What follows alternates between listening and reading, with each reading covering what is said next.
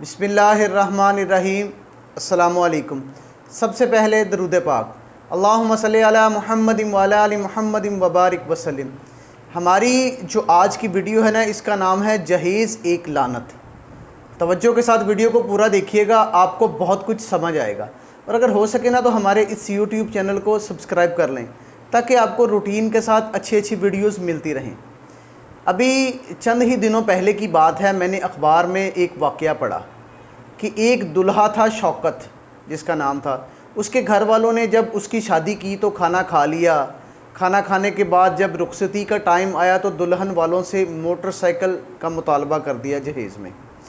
چونکہ نکاح ہو چکا تھا، اس طرح کا مطالبہ جائز نہیں تھا، مگر لڑکی والے مجبور تھے، وہ تھے بھی غریب، وہ اس کا مطالبہ پورا نہ کر سکے تو وہ لڑکی کو لیے بغیر ہی بارات واپس چلی گئی، کیونکہ وہ اس کی والدہ کہتی تھی کہ میں لوگوں کے گھر میں برتن مانج کے گزارا کرتی ہوں، تو میں موٹر سائیکل کی فرمائش کس طرح پوری کر سکتی تھی، لہذا میری مجبوری ہے، میں موٹر سائیکل نہیں دے سکتی، تو بارات واپس چلی گئی۔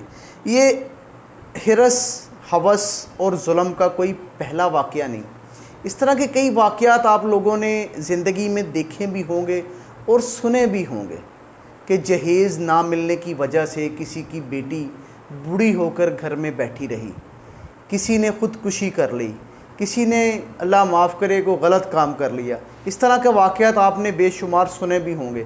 آپ کو اسلام کے روح سے انشاءاللہ چند باتیں آج بتائیں گے، وہ آپ توجہ سے سنیے گا، کیونکہ یہ ہر دوسرے گھر کا مسئلہ بن چکا ہے۔ آج کل جو امیر لوگ ہیں نا، اپنے دولت کے بل بوتے پر تو اس مسئلے سے نمٹ لیتا ہے، مگر غریب اس مسئلے میں پھنس جاتا ہے، جس سے ہر روز ظلم و ستم کی کہانیاں جنم لیتی ہیں۔ غریب طبقے کا سب سے بڑا مسئلہ روزی روٹی ہے، اور اس سے جو بڑا مسئلہ ہے وہ بیٹی کی شادی ہے، کیونکہ جہیز نہ ملنے کی وجہ سے کئی بیٹیاں بوڑھی ہو کر اپنے والدین کے گھر پر بیٹھی رہتی ہیں۔ جو غریب بندہ ہوتا ہے نا، وہ برداشت نہیں کرتا، وہ کوشش کرتا ہے کہ کہیں سے مانگ کر بھی اپنی بیٹی کی شادی کر دے۔ یہ مسئلہ ہمارے معاشرے کا ایسا ناسور ہے جو ہر گھر کو لاحق ہو چکا ہے۔ بدقسمتی کی بات یہ ہے کہ اس معاشرتی مسئلے کا کوئی علاج ممکن نظر نہیں آتا، کیونکہ علاج کرنے والا طبقہ جو ہے نا، خود اس کا سبب ہے۔ علاج کون کرے گا؟ ہم کریں گے، ہم خود ہی اس کا سبب ہیں۔ وہ کس طرح؟ جب بیٹے بیاہنے کی باری آتی ہے نا، تو ہم خود لالچی بن جاتے ہیں کہ ہمارا بیٹا ہے، ہم نے اس کو پڑھایا لکھایا، بیٹی خوبصورت ہو، جہیز کا سامان ڈھیر سارا لائے، اس طرح کی باتیں ہمارے دماغ میں آ جاتی ہیں۔ جہیز کی پسندیدگی کے دعوے دھرے کے دھرے رہ جاتے ہیں، یعنی کہ اگر ہم یہ کہتے ہیں نا کہ ہم جہیز کو ناپسندیدہ کرتے ہیں، بیٹے بیاہنے کی باری پہ ہمارے یہ سارے کے سارے دعوے دھرے کے دھرے رہ جاتے ہیں۔ دلہن لانے سے پہلے ہی جب جہیز کا سامان لے آتے ہیں، اگر بیٹے کی جب شادی کی باری ہوتی ہے نا، تو دلہن کو لانے سے پہلے ہی، ہفتہ بھر پہلے ہی ہمارے گھر میں جہیز کا سامان پہنچ جاتا ہے۔ مگر جب بیٹی کی شادی کا معاملہ آتا ہے، مرحلہ آتا ہے، تو لگتا ہے کہ جہیز کی رسم ہی غلط ہے، جہیز کی رسم کے خلاف بولنے لگتے ہیں جب اپنی بیٹی بیاہنے کی باری آتی ہے۔ ہماری یہی متضاد قول و سوچ، یعنی کہ ہماری جو سوچ ہے نا، سوچ اور قول میں متضاد ہے نا، یہ اسی رسم کو تبھی زندہ رکھے ہوئے ہیں۔ اسلام میں جہیز کا وجود ہے، یہ آپ کو بتائیں گے۔ کیا واقعی سنت نبوی ہے جہیز؟ کیا اسلام میں اس کے وجود کی کوئی مثال ملتی ہے؟ ان سوالات کا جواب آپ کو بتائیں گے۔ اس کا سوال کا جواب اس طرح بنتا ہے کہ اسلام میں جہیز کا کوئی وجود نہیں ہے، نہ قرآن و سنت میں اس کا کوئی ثبوت موجود ملتا ہے۔ آقا علیہ الصلوۃ والسلام نے اپنی کسی بیٹی کو جہیز نہیں دیا، نہ ہی ان کی بیوی اپنے ساتھ کوئی جہیز کا سامان لے کر آئی۔ صحابہ کرام کی زندگی سے بھی اس طرح کی کوئی مثال نہیں ملتی، اور صحابہ کرام نے بھی جہیز نہ لیا اور نہ دیا۔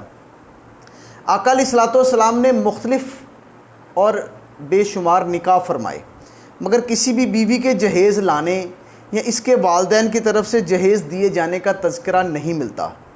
ام المؤمنین حضرت عائشہ رضی اللہ تعالی عنہا کے نکاح اور رخصتی کی تمام تفصیلات کتابوں احادیث میں موجود ہیں، مگر کہیں بھی جہیز کا سامان ساتھ لانے کا تذکرہ نہیں ملتا۔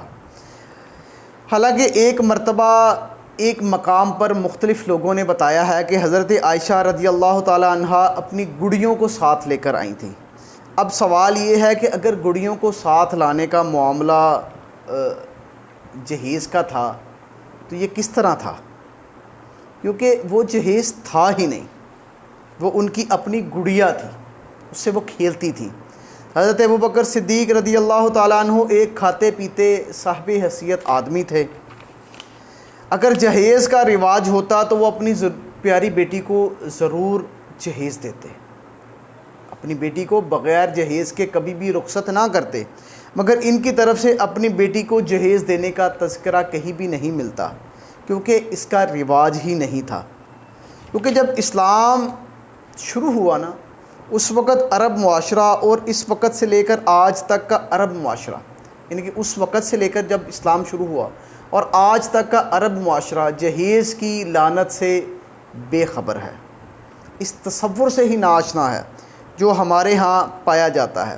اس وقت دنیا میں کم و بیش 56 اسلامی ممالک ہیں، کسی ملک میں پاکستان کی طرح جہیز کا وجود نہیں پایا جاتا۔ سارے ممالک، ان کی معاشرت، ان کے لوگ اس رسم بد سے ناآشنا ہیں۔ اگر آپ کسی اسلامی ملک میں گئے ہوں یا آپ وہاں پر رہے ہوں تو آپ نے دیکھا ہوگا ان کے شادی اور بیاہ کے موقع پر کسی بھی قسم کے جہیز کا کوئی تصور نہیں ہے۔ جو لوگ عرب میں ملازمت کرتے ہیں اور اسلامی ممالک میں رہائش پذیر ہیں، ان کے تجربے میں بھی یہ بات آئی ہوگی، بلکہ ان اسلامی ممالک کے لوگوں کے ساتھ جب اس موضوع پر بات ہوتی ہے نا تو وہ پاکستان میں اس ظالمانہ رواج کو دیکھ کر بہت حیران ہوتے ہیں۔ وہ ایک بندہ بتاتا ہے کہ میرا ایک عربی دوست تھا، وہ کہتا ہے مجھے اپنی لیبیا ایک ملک ہے، اس میں رہتا تھا۔ مقام کے دوران نا، یعنی کہ اس جگہ پہ جب قیام کرتا تھا، وہاں پر ایک مقام تھا جہاں پر وہ رہتا تھا، تو قیام کے دوران کئی مرتبہ فیملی شادیوں میں میری شرکت ہوئی۔ میں نے ان کے ہاں کبھی بھی جہیز سے بھرے ٹرک نہیں دیکھے۔ ایک بار ایک شادی میں شرکت کے موقع پر کچھ دوستوں نے پاکستان میں شادی بیاہ کے رسوم کے مطابق باتیں کرنی شروع کر دیں۔ میں نے تفصیلات بتانی شروع کی۔ جب بات جہیز پر آئی نا تو وہ لوگ بہت ہی حیران ہوئے۔ ایک دوست نے کہا یار یہ تو لڑکی والوں پر بہت ہی ظلم ہے کہ وہ لڑکی بھی دیں اور مال بھی دیں، ایسا تو مال ہی حرام ہے۔ ایک دوست جس کی شادی ابھی نہیں ہوئی تھی اور وہ شادی کی خاطر مکان بنا رہا تھا، وہ شرارت امیز لہجے میں بولا میں تو مکان بناتے مر گیا ہوں، سامان اکٹھے کرتے کرتے میری تو بس ہو گئی ہے، میرا خیال ہے پاکستان جا کر شادی کر لوں تو دلہن بھی ملے گی اور سامان بھی ملے گا۔ اس کا مطلب یہ ہے کہ پاکستان والے ہی جاہل ہیں، ان کو کوئی سمجھ نہیں کہ جہیز ایک لعنت ہے، جہیز ایک رسم بد ہے۔ اس کے اوپر اگر عمل کر کے اپنے آپ کو گناہ میں ڈالتے ہیں تو وہ کل بروز قیامت کیا حساب دیں گے کہ ہم نے بیٹیوں کے ساتھ یہ ظلم کیا۔ اللہ تعالیٰ آپ کو اور ہمیں اس ظلم بد سے بچائے۔ انشاءاللہ اس کا جو دوسرا حصہ ہے نا وہ آپ کو کل بتائیں گے انشاءاللہ تعالیٰ۔ جزاک اللہ۔